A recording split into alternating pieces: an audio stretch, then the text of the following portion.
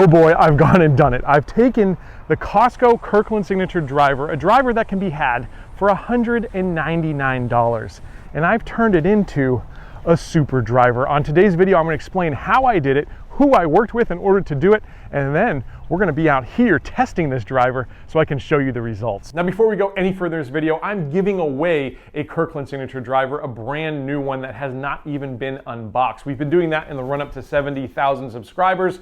We've had a number of entries, but we've got just a little bit of time left. I think there's about 100 subscribers to go as I'm recording this video. And once we do that at the end of this week, I'm going to pull a name for the Kirkland Signature Driver. So I've got a link down in the description if you want to join the contest. Make sure you subscribe to Let's Play Through.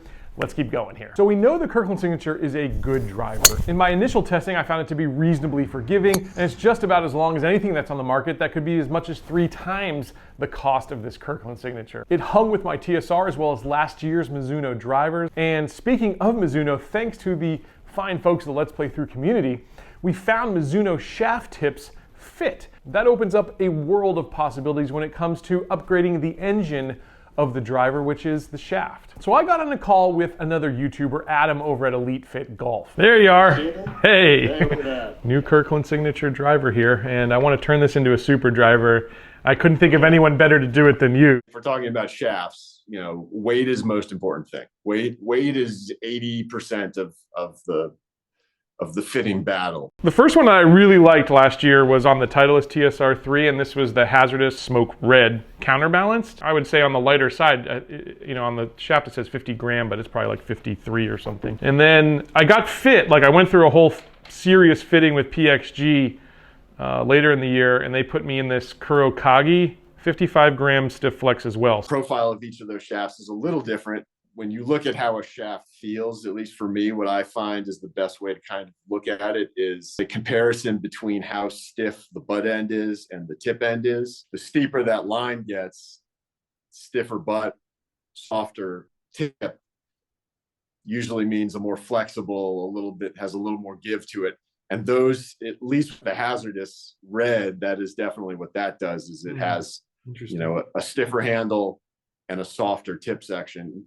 And I think the Kurokage, I believe with that one, is more of what we would consider mid-bend. I think the Kurokage's better fit for me, honestly, because my miss with the Hazardous is, especially late in the round, I get a little tired and everything starts going left on me. So it's probably because it's whipping through at the bottom. It could be, or it just could be feeling that you feel like you have to force it. That makes sense. So I want to build like the super driver, the Kirkland Super Driver, something that obviously fits the profile that I'm currently got, but something that maybe even could possibly improve me, or at least improve upon what comes stock with the Kirkland driver, which for me just doesn't really work all that well. Stock, they come with these even flow riptides. It's a good shaft and probably would be a good fit for a lot of people, but I don't think it's a good fit for me. You know, it's probably, we wouldn't call it the most consistent shaft as far as how it bends. You know, if you're swinging 85 miles an hour or something like that, and you're not putting a lot of stress on the shaft,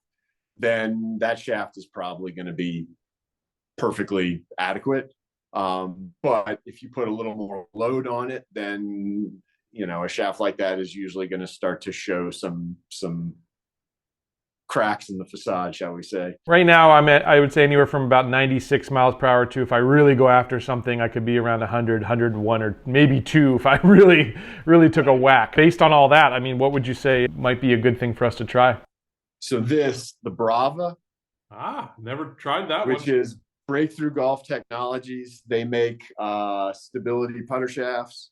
We did some initial testing with these because they sent me a couple and got some pretty astoundingly good numbers out of them. Now, this is not a cheap shaft. Very similar in a lot of ways to an Autoflex, but without the things I don't like about the Autoflex, which is the really whippy nature of that shaft. This has a much more stiff and rigid profile. So I shipped a Kirkland Signature driver up to Adam. He cut it to the same length as the current Kirkland Signature Riptide shaft, 45 inches, and he put a very similar lambkin crossline grip on it as well. So now that I've got this thing in hand, it's time to get out to the golf course and put this to the test. Now, for this driver to be a success in my mind, it's got to reach a minimum criteria. I've got to be able to hit drives that at least go 260 yards. 265 or better is ideal. That's where my swing speed lives, and I know a driver is performing at the peak of what I can do when I can get that distance.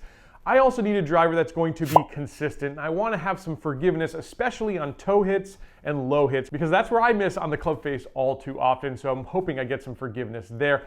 I also want to see some workability. Can I move this driver left and right? Can I draw it, fade it on command? So we're going to test all of this out on course. Let's get to work. All right, I'm ready to hit my first shot with the Super Driver. I've got my G80 next to the ball so we get a little bit of launch data. We're also going to measure the shots here with the GPS on the Garmin G80. And I'm pumped because I took 3 shots with this out on the range. And I got to say, I just loved this rising trajectory that this shaft on this driver head gave me. I hope we see it here. And that is what I'm talking about. Wow. I mean, that feels as good as anything.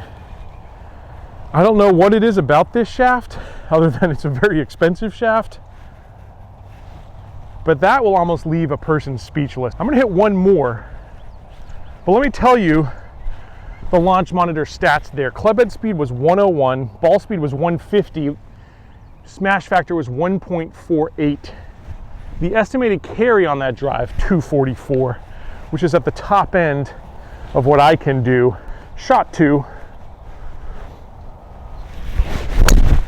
Now I hit that one low on the club face, but hopefully you'll see the shot trace there as, again, it's kind of rising in the air. That's gonna have less spin on it, and it may end up in a similar position. Club head speed was 100, ball speed was 147, the smash was 1.46. The estimated carry there, 236. Gosh, right off the rip, if I can be doing something like that with this driver, I do in fact have myself a Super Driver. Let's find where that finished. This fairway, by the way, very, very narrow, as you can see, with these bunkers framing it. And look, just like I thought, these 2 balls are in a very similar position, and those were not struck in the same part of the club face. So this is quite exciting. I think this is my second one, which is maybe a yard or 2 in front of the first one, but in beautiful position. I could actually attack this in 2 if I wanted, and that doesn't happen out here too often. But let's see where we're at in terms of our Garmin G80 distances here. Get to the measure shot function. Now, mind you, it is a cold day out here. It's a very wet day. You can see the dew and the grass picked up on that ball. 243 is solid. And over here, we're at 245, 2 yards further. Those numbers don't seem amazing. They don't seem impressive, but for the first swings of the day, I'm impressed. And I'm impressed with just how tight that dispersion was. We did have a little wind in our face here on this hole. I'm going to turn it around and we'll see how we do with the wind behind us. All right, so now we've got a little bit of wind behind us, and let's see what the Super Driver can do now. Those first 2 were pretty darn amazing. We had no rollout in these wet, dewy conditions, but they went a long way. Let's see what they do here.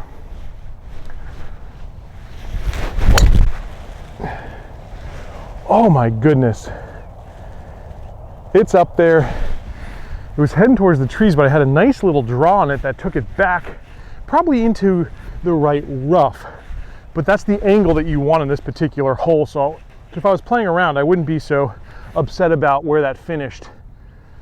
In terms of club head speed, it was down a little bit there, 97. Ball speed was 146. The smash, again, 1.5 according to the G80 here, and the estimated carry was 235. Let's take one more. Oh yeah, on a similar line, maybe a little straighter, but again, this driver is nothing if it isn't consistent. And when you can find consistency, you can start to play good golf when you know where that ball is going to go. When you have that right or left miss and you don't know where that thing is going to go, that's when golf can get a little tricky. You got to have a one-way miss in golf. Club head speed there was 99, ball speed was 147, the smash 1.48, seeing some solid numbers here. the estimated carry 236. Let's go find it. So far with this new shaft, I feel like this driver is a completely new driver. It was a good driver to begin with, but now it is really coming into its own, into its greatness, I gotta say. All right, here are balls. As you can see, this is the edge of the fairway. And if we were up just a little further, we'd actually be in the fairway here on the line my ball was on. Here's the first one. We're right at 250. And look how close the second one is again. That is crazy in terms of consistency for a driver. That's 256. Back-to-back holes there. And again, very little roll here in the rough. And we've got all these leaves and dew and stuff to contend with. So these numbers won't blow anyone out of the water in terms of distance, but if we talk about consistency, that is really something. 2 holes back to back. Those balls were within just a couple of yards of each other and on basically the same line. I love it. All right, so really solid distance numbers with this driver, and I'm getting that really nice draw with my normal swing that I like to see, but is this workable? Is this shaft and this club head combination, are you able to move the ball left and right or right and left on command? Well, I'm gonna go against my natural shot shape here, and I'm gonna try to hit a fade to test this out. I'm aimed at a bunker there on the left, and we'll see where this ball finishes. Oh, nice little fade again. The height is great. It ended right side of the fairway, maybe even right rough. That had plenty of movement on it. Pretty well struck in the middle there, I'd say. Ooh, it felt good. The shaft is making a big difference. All right, shot 2. Now that was a little bit more of a power cut. It started a little left of where I wanted to be, but it bent back just ever so slightly. So it wasn't super pronounced, but it still was moving in the right direction. One more.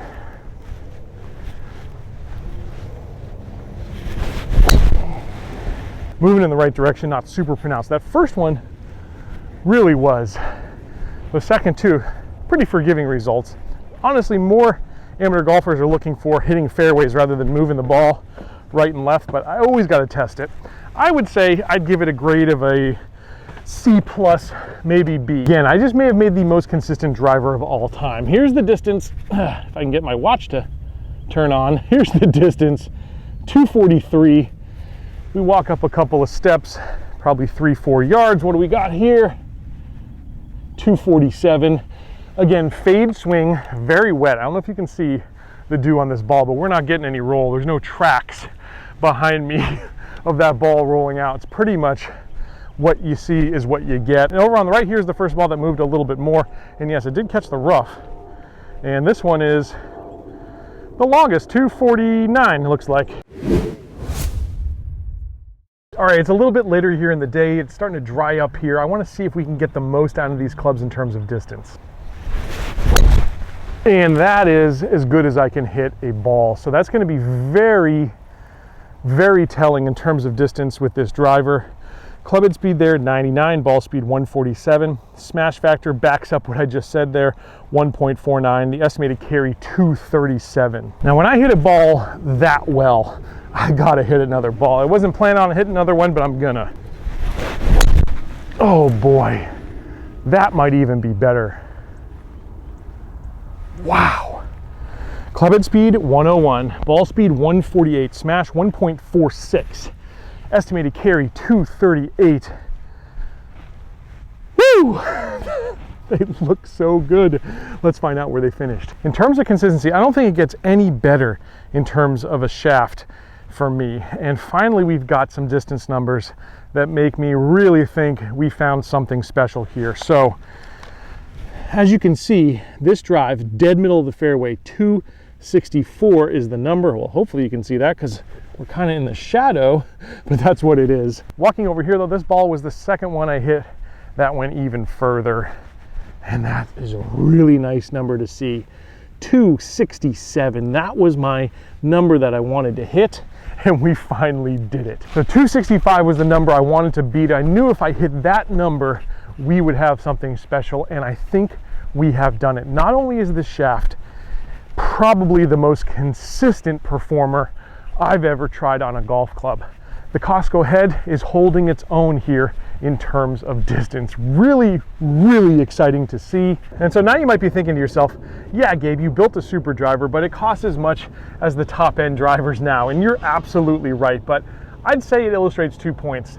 Number one, just how important a shaft can be in terms of getting the right consistency to your golf swing. It is uber important. The second thing this illustrates is that heads nowadays are all so very good that really you get something modern in the last couple of years, you like the looks of it, you're probably going to have a very capable driver, because there's only so much distance that the USGA is going to allow you to squeak out of that club head, and so the shaft becomes that much more important. Hope you learned something.